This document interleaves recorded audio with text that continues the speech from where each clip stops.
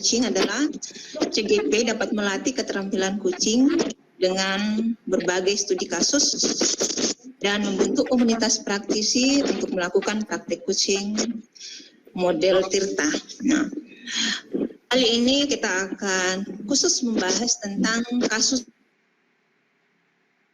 ini, mengisahkan tentang seorang bernama Mutma yang tidak mau bekerja sama dengan temannya. Dia selalu memiliki alasan seperti tidak cocok dengan teman-temannya dengan alasan lain. Dia memilih bekerja sendiri dan mengumpulkan tugasnya sendiri. Hasil yang dikumpulkan secara mandiri itu selalu bagus. Melalui dialog berikut kita akan melihat bagaimana Ibu Lisa menyikapi hal ini. Nah, skenarionya begini. Ibu Lisa sedang membagi kelompok untuk mengerjakan tugas mata pelajaran prakarya.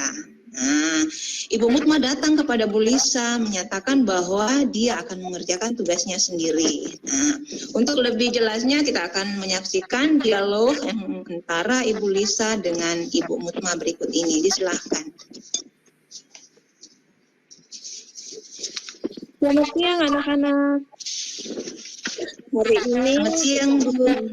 Ya, hari ini kita akan belajar cara berkelompok. Jadi, Ibu akan membagi kelompok. Kita akan menghitung dari 1 sampai dengan 3. Nanti yang dapat nomor 1 berkelompok dengan nomor 1 yang lain. Begitu seterusnya. Ibu, saya tidak bisa kerja tugas sendiri saja, Kak. Kenapa, Mutma? Tidak apa-apa, Bu. Cuman saya mau kerja sendiri saja. Bisa, Kak? Kalau tidak apa-apa, kenapa tidak dikerjakan bersama dengan teman dalam kelompok saja? Ya, Bu. Mutma, Ibu lihat tapi sepertinya kamu tidak puas dengan yang Ibu sampaikan. Iya, Bu. Coba kamu ceritakan sama Ibu, kenapa sampai kamu mau kerjakan tugas kelompok sendiri, padahal ini kerja kelompok. Begini, Bu. Saya setiap kali kerja kelompok itu, teman-teman yang lain selalu sibuk dengan kegiatan masing-masing. Kadang mereka bercerita di luar dari tugas. Jadi, saya yang kerja sendiri. Daripada kerja kelompok, mending saya kerja sendiri saja. Karena sama saja kerja kelompok, tapi kerjanya sendiri. Oh, begitu ya. Lalu, apa yang Mutma sudah sampaikan ke teman-teman kalau mereka sibuk sendiri? Saya katakan ke mereka, kalau tugas yang Ibu berikan adalah tugas kelompok. Itu saja ya. Atau ada lagi? Saya juga harus memaksa-maksa mereka untuk bekerja sama. Wah, sampai maksa-maksa juga ya. Iya, Bu. Jadi saya tidak suka. Saya sudah tidak mau mengerjakan tugas dalam kelompok lain. Sebaiknya saya kerja sendiri saja, Bu. Menurut kamu, apakah kamu sudah berusaha dengan maksimal mengajak teman-teman kamu dan mengerjakan tugas secara berkelompok? Sudah, Bu. Menurut saya itu sudah maksimal. Saya ajak mereka. Coba kamu pikirkan lagi. Kira-kira apa ya yang masih kurang sampai teman-teman kamu masih tidak mau dalam bekerja kelompok? Oh ya, Bu. Saya bisa menyarankan untuk membagi tugas dalam bekerja kelompok nanti. Jadi setiap anggota dapat mengerjakan tugasnya masing-masing. Oke, mantap sekali. Jadi kamu sudah tahu ya apa saja rencana yang akan kamu lakukan. Iya, Ibu. Jadi rencananya Yang pertama, saya akan kembali ke teman-teman kelompok saya dan meminta maaf atas sikap saya. Yang kedua, saya akan menyarankan untuk memberi membagi tugas untuk setiap anggota kelompok. Yang ketiga, mencatat pembagian tugas setiap anggota kelompok. Terus yang keempat, mengerjakan sesuai tugas dan berkolaborasi dengan mereka. Nah, bagus tuh kamu bisa melakukan itu. Kira-kira komitmen apa yang akan kamu lakukan saat mengerjakan kelompok dengan teman-teman yang lain? Ya Bu, bisa. Saya juga akan mencatat pembagian tugas untuk setiap anggota kelompok dan membagikannya ke teman-teman agar tugas kami dapat dikerjakan secara bersama-sama dan lebih cepat selesainya, Bu. Wah, hebat kamu. Nah, kamu sudah tahu solusinya. Kamu boleh kembali ke kelompokmu ya. Tetap semangat, sukses. Kamu pasti bisa. Baik, Bu. Terima kasih sudah mendengarkan keluhan saya. Oke, baik ya.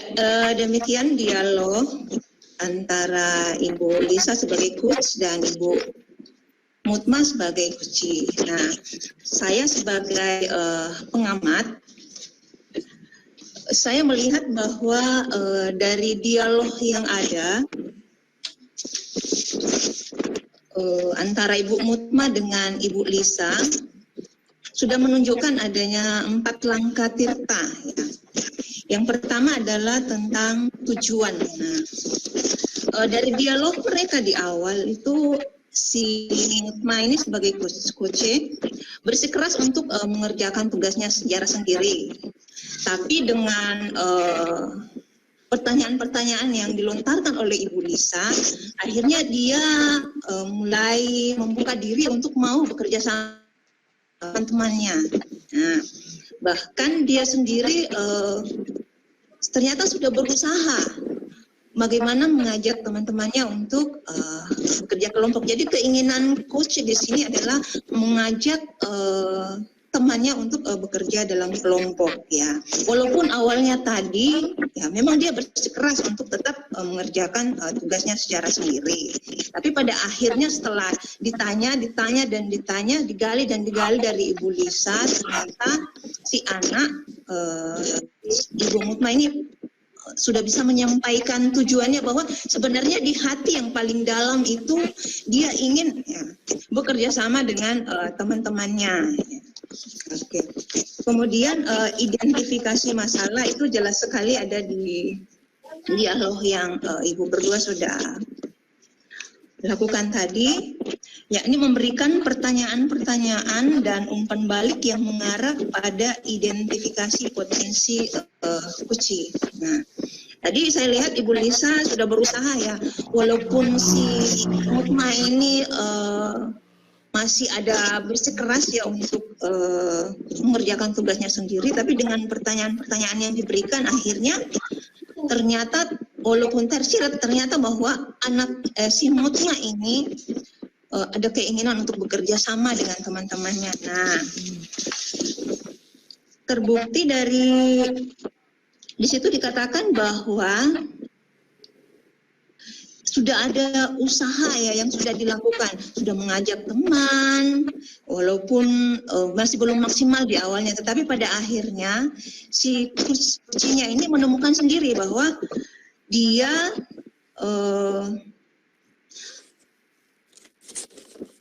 mengajak temannya satu persatu ya, mengajak temannya untuk mulai bekerja sama dalam kelompok, bahkan dia merasa sendiri bahwa ada yang salah pada dirinya ya, sehingga dia meminta maaf kepada teman-temannya. Nah, kemudian rencana aksi yang dilakukan tadi sudah jelas juga bahwa coachnya memberikan pertanyaan-pertanyaan dan umpan balik, sehingga coachnya bisa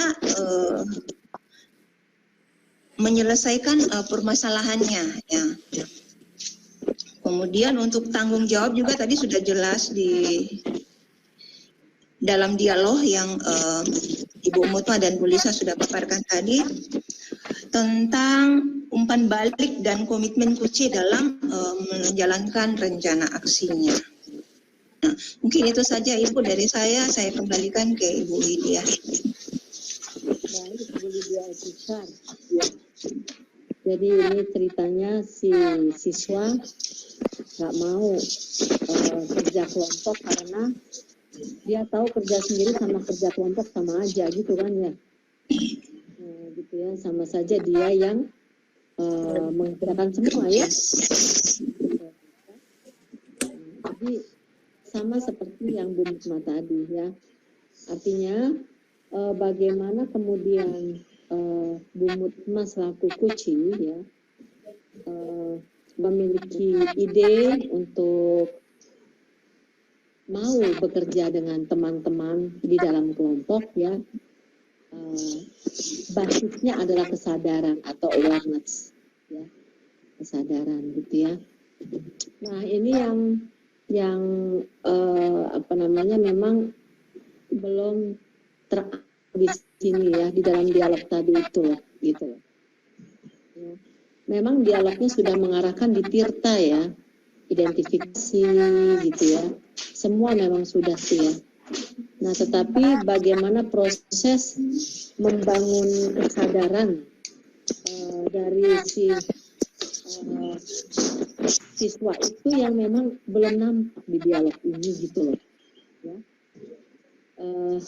Ini yang dari kelompok 1 tadi memang kita memang tunggu gitu ya, itu ya. Tapi sudah sangat baik ya dialog yang simulasikan untuk kasus 1 ini, kedua-duanya sangat baik begitu ya.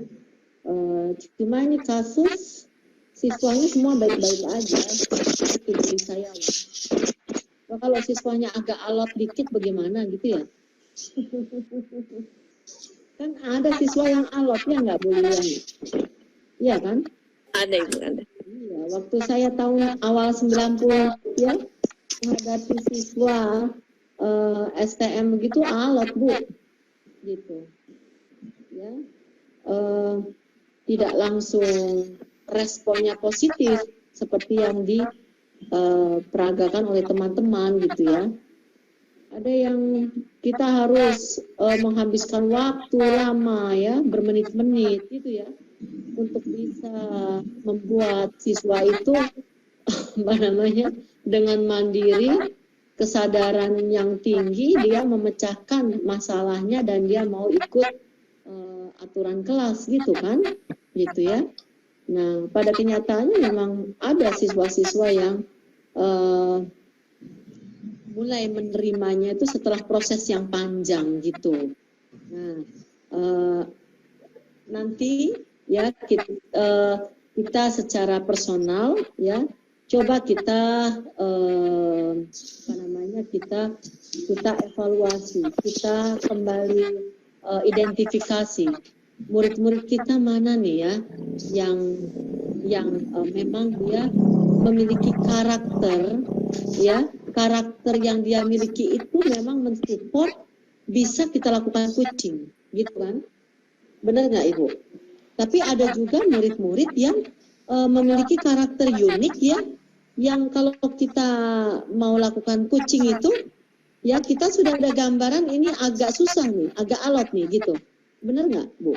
Ya, mungkin bukan dari faktor karakternya yang jelek, bukan gitu ya, tapi memang kapasitasnya kurang gitu ya. Nah, yang dicontohkan oleh ibu-ibu tadi semuanya running well, ya kan, murid-muridnya dengan begitu mudah, begitu cepat dia ikut apa arahan dari si coach, begitu kan, ya kan. Nah, bayangkan nih pada saat tahun 90 berapa ya, saya lupa ya, tahun 2000 lah ya, tahun 2000, jadi udah 21 tahun yang lalu ya, 21 tahun yang lalu. Nah, di 21 tahun yang lalu itu malah belum ya, Belum 21 tahun yang lalu. Ya. Sekitar 21, 22, 23 tahun yang lalu. Ya. Saya mengajar di sekolah teknik menengah, Bu, di ST, ya. Nah, muridnya ini luar biasa nih, gitu. Ada satu siswi mabok, gitu. Nah, begitu dia ditegur, ya, oleh guru BK-nya, dia akan dikucing dan konseling, begitu ya. Kenapa nggak kasihan dengan orang tua? Apa dia bilang? Emang gue pikirin, nyak babe gue juga mabok. Gitu loh, Bu. Kan itu di luar dugaan kita, Bu. Gitu ya. Dengan bahasa khas Betawi kami, gitu kan ya.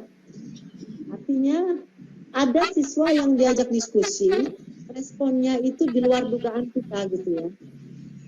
Dan kita harus terus menstimulus dengan pertanyaan-pertanyaan, pernyataan-pernyataan, ya, yang kita harapkan mampu memotivasi si siswa itu untuk, ya kan, untuk mencari cara, memecah masalahnya, memutuskan. Dan ini kadang-kadang prosesnya itu tidak semudah seperti kita bayangkan.